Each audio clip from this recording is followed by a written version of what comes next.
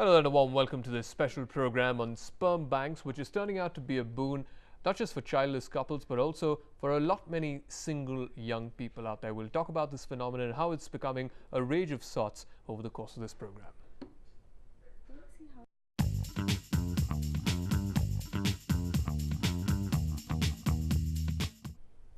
Well, for couples who are unable to have children by natural means, modern science has several solutions to offer. Now, gone are the days when a couple would go into depression for not being able to have a child. With the changing times, today one has several options, and the sperm bank is one of them. धूप और गर्मी से तपते हुए इस रेगिस्तान में अंगारों की मानिंद जलती हुई रेत पर ये नंगे पांव चलने वाला तन्हा इंसान अकबरे आज़म है. The legend goes that Emperor Akbar traveled barefoot to Ajmer Sharif to pray for a child. That story epitomizes the extent man is willing to go to have an offspring. Today, however, medical breakthroughs have ensured that infertility is not a curse one has to live with. The solution for many a childless couple come from places like these. Sperm banks like these have been in the business in India for the last 15 years, offering hope to married couples who cannot have a child due to medical reasons. ज़्यादातर वो patients आते हैं जिनके husbands के semen में शुक्राणु नहीं होते एंड उनका या तो ऑब्स्ट्रक्शन है, कोई नली बंद है कि सीमन में स्पर्म्स नहीं आ पा रहे हैं, या दूसरा कारण होता है जिनके टेस्टिस में स्पर्म्स बन रहे हैं लेकिन वो इतने ज़्यादा मात्रा में नहीं है कि सीमन में आ सकें. Donors who give their sperm to these banks are paid anything between 200 rupees to 400 rupees. But money alone is not the reason many come forward. मैंने कई लोगों को देखा था जब उनकी शादियां हो जाती हैं, साल 2 साल 3 साल तक वेट करने के बाद जब उनका बच्चा नहीं होता तो काफ़ी परेशान हो जाते हैं. वो इधर उधर धक्के खाते रहते हैं, कभी किसी डॉक्टर के पास, कभी किसी नीम हकीम के पास. तो जब मुझे पता लगा कि मैं वैसे रेगुलरली ब्लड डोनर भी हूँ, तो जब मुझे पता लगा कि इस तरह का कोई स्पर्म बैंक है तो मैंने यहाँ पे स्पर्म अपने डोनेट करने शुरू कर दिए ताकि उन लोगों को आसानी हो सके जिनके बच्चे नहीं हो पाते हैं किसी वजह. All over the world, I think it's mostly the university students who opt for this. Of course, we do have donors who do it as a sort of a social service too. We have a couple of donors who do that, just out of awareness of the whole. These sperm banks also have a major role to play in removing the myths about infertility and removing the social stigma attached to it. If a woman is unable to bear a child, man does not hesitate in divorcing her and going for a second marriage. It is here that the sperm banks play a major role in making a man realize that it is not only a woman who can be infertile. It is here that the sperm banks are trying to change the psychology of Indian men, trying to avoid splits in families. This is Zoya Husain in Delhi for Headlines Today. Well, if you thought that the sperm bank could come to the rescue of only the infertile, then think again, because while that may be the case, all right, many young men are also opting to have their sperms frozen. And this basically so that they can have kids at a later stage in life. And not to mention the boon that these sperm banks are providing to unconventional relationships. तो doctor साहब जो करेंगे वही करेंगे, उसी तकनीकी से हो सकता है. ये तो प्राकृतिक से तो हुआ ही नहीं. अब फिर दवाइयों के जरिए या अंडा जैसे ये लेंगे, कुछ भी करेंगे, उसी से होना है. Even at the age of 57, this man hasn't given up hope of having a child. And his hope lives on the assurance of a sperm bank. But it is not just people beyond the fertile age group that come to sperm banks. Many young men are now opting to freeze their own sperm earlier on in life, so that they don't have to depend on somebody else when they want a child. Experts say the hectic pace of life and the resultant stress is also taking a toll on male virility. The average age at which men marry has also gone up, leading to problems in conception. And this is where, once again, sperm banks are being helpful. And some people, they don't know, they will be able to get married and, so they want to procreate. So they feel, maybe 10 years or so they will get married, or maybe they are able to have children of their own. So they want to donate. Artificial insemination is the technique which offers hope to males with a deficient sperm count, or women with a problem in the reproductive organs. But now the technique is also coming to the aid of people in unconventional relationships Clearly, sperm banks in India are bringing joy to couples not just from the country, but from across the world as well. According to the guidelines prepared by the ICMR, if a child is born with the help of the sperm bank, he or she will have all the legal rights. It is necessary to have an informed consent of both the partners before going for the artificial insemination. This is Zoya Husain in Delhi for Headlines Today.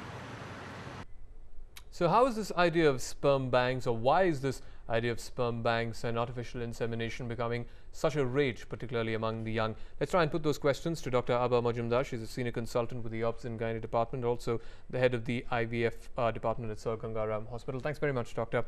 There was a time when there was a lot of social stigma associated with artificial insemination and in vitro fertilization and so on. Do you see that changing in the country over the last few years? Yeah, I'm sure it's changing because people are more open in accepting IVF as well as donor insemination, which was not so much earlier. Well, what has changed over the last few years? I think the educational status is changing. They're more aware of the facilities which are available, which they were not aware of. And then once artificial insemination is done, they don't have to disclose to the world that this child is born out of that, and that childlessness, the stigma associated with childlessness disappears automatically. But the social stigma and that mental barrier that a lot of people had in adopting in vitro fertilization and adopting artificial insemination, the point that you made about them not having to announce to the rest of the world, is there still a certain amount of barrier to these procedures? It's not a barrier to these procedures, but they still want to keep this information not known to most of their relatives, and there is a small percentage, I would say maybe 20% or maybe less than that. Yeah, but why is that? Still, because they think that it is an artificial technique, and the family would think that the child is not theirs. This is the only thing which is in their mind. Have you come across couples who would rather adopt than go in for these? Yeah, very educated couples do that.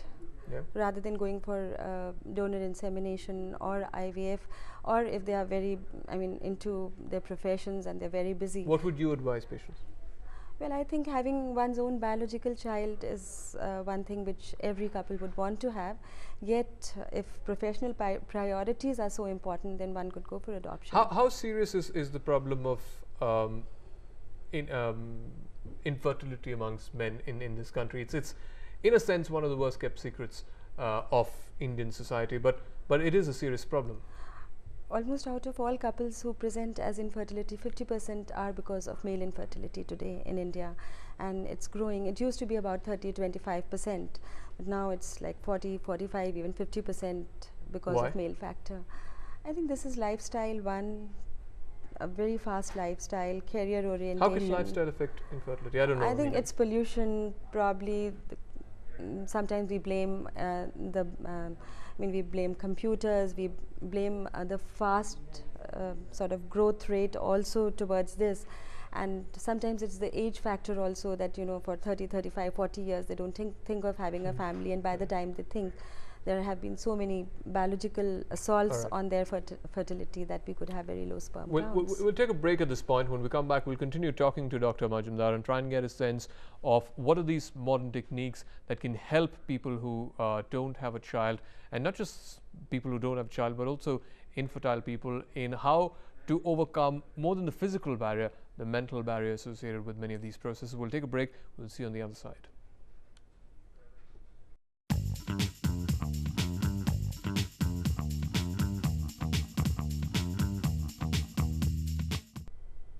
Well, so how does one go about selecting the right sperm for artificial insemination? Well, the sperm bank is all the answers you want to know about choosing the right donor for that perfect progeny. These fast-moving things are sperms. They have the ability to give birth to a new life with this space of theirs. According to World Health Organization or WHO, a normal sperm count is a must to reproduce a child. A normal sperm count should have the following parameters. One ejaculation should contain at least 40 million sperms. At least 75% of these sperms should be living. 30% of these should be of normal size. And 25% of these should have the ability to move really fast. Sperms from donors are stored at a temperature of -196 degrees Celsius. And while choosing a sperm, every possible effort is made to make sure that the newborn resembles the father. Advice is also very important when choosing a sperm donor. Only then is a donor sperm put into female uterus through a minute tube. Once you know कि मेरे इस relative से मुझे donation मिली हुई है, eventually if the lady was to conceive with that donation, उसमें बहुत सारे emotional factors involve होंगे. एक XYZ को मालूम है कि मैंने इसके लिए डोनेट किया, कल को उसकी इमोशनल बॉन्डिंग हो सकती है उस बच्चे के साथ, वो इमोशनली ब्लैकमेल कर सकता है या हो सकता है उसको लेकर, तो that is a practice we don't want to encourage. तो वो एक कई लोग ऑप्शन हमें देते हैं, पर of course we always say कि नहीं, आप कोशिश यही कीजिए कि आप एक अच्छे बोनाफाइड बैंक से स्पर्म लीजिए. With the sperm bank's help, IVF or in vitro fertilization is also conducted. If a deficiency is found in females' reproductive organs, then eggs of the females are crossed with the sperms outside her body. An embryo formed out of this is then again injected into the uterus. One can expect a child even at the age of 57 with the IVF technique. Checking the donor's record is very important while taking the sperm from the sperm bank. It is important to know if the donor suffers from any incurable disease and also if anybody from the family suffers from a hereditary disease. You can know about the donor's skin color, color of the eyes, his academic capabilities and profession. Before artificial insemination, both husband and wife also have to give their consent in writing. With Zoya, AHMAD, Husain in Delhi, Tripti Jain, Headlines Today. Well, the sperm banks have come as a boon to many people. There is also the issue that these banks function in complete violation of guidelines set by the Indian Council of Medical Research. Here's a report. This is Mohan Garden in West Delhi's Uttam Nagar area. It is unimaginable that the place can actually house a sperm bank which warrants utmost cleanliness and hygiene. And to add insult to injury, the doctor here is quite unabashed about it. अभी 90% market unauthorised वे में हो रहा है. अगर registration हो जाएगा तो ये परसेंटेज घट जाएगा. The problem lies in the fact that there are no guidelines in place to regulate the 3 sperm banks in the country. 2 years ago, the centre had asked the Indian Council for Medical Research to draw up the guidelines. ICMR is yet to submit them to the government. हमने sperm bank के क्या qualities होने चाहिए, क्या responsibilities हैं, क्या ethical issues हैं, सारी चीज़ें उसमें हमने विस्तार से लिखा हुआ है. The draft guidelines that ICMR has drawn up include only men between 21 to 45 can donate their semen. Record to be kept of donor's blood group. Record of donor's appearance, profession and medical history to be maintained. The donor should not be suffering from AIDS or hepatitis B.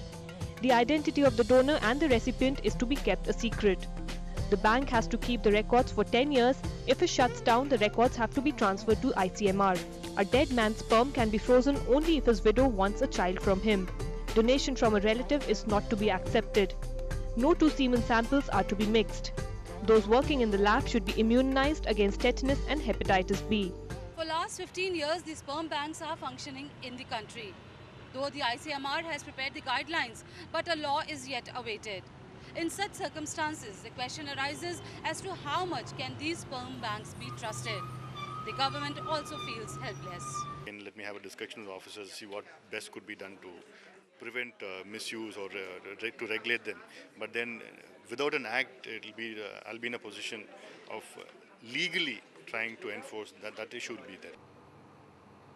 It is now up to the government to enforce the guidelines. Unless that is ensured, the purpose with which the sperm banks were established will be defeated. With Zoya, AHMAD, Husain in Delhi, Tripti Jain, Headlines Today.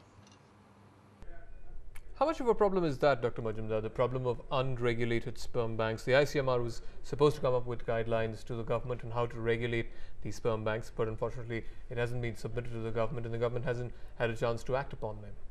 Yeah, you're right about it, that we do have guidelines, but we don't have any law to implement the guidelines, and we have to rely on the sperm banks which are available. And how many of these sperm banks can be trusted anyway by the ordinary man? We have to see, like for all institutions, we have to see which institution can be trusted and which is following ethical guidelines. Similarly, for semen banks also, we have to see. What is it that people have to keep in mind, sort of risks that they have to keep in mind before they choose a particular sperm bank and also a particular donor? I think the most important issue is transmission of sexually transmitted diseases such as HIV, hepatitis B, C. And also hereditary diseases need to be considered when they screen donors, like diabetes, hypertension or genetic disorders, apart from the semen quality which can produce a pregnancy. And generally people have this thing that, you know, their kid should look like them, should have the same kind of hair like them, yeah, eyes like them. All sperm banks are supposed to give a code number, not the address and the name of the donor, but a code number which would specify that this code number would have this ethnic origin, the height, the color, the skin color, the educational qualification, and also probably the profession of the donor. Apart from this, a very important point is that consanguinity needs to be prevented in a society. So we have to limit the number of children born out of a donated semen, and hence it's very important for us as clinicians to inform a bank about the children who are conceived out of a specific donation, because sperm donors go on donating sperms, you know, day after day and month after month and years after years, and they could father 100 children, and we don't want that to happen. You don't want that to happen, yeah. Fair enough. Thanks very much, Dr. Majumdar, for joining us and giving us your thoughts on some of these risk factors that also need to be kept in mind before you decide to go in for in vitro fertilization, artificial insemination, as it were. Thanks very much in the meanwhile for joining us and watching this program on sperm banks. We hope it was informative as well as enlightening. Thanks indeed for tuning in. We'll take a break, but news and updates will continue on Headlines Today. Stay with us.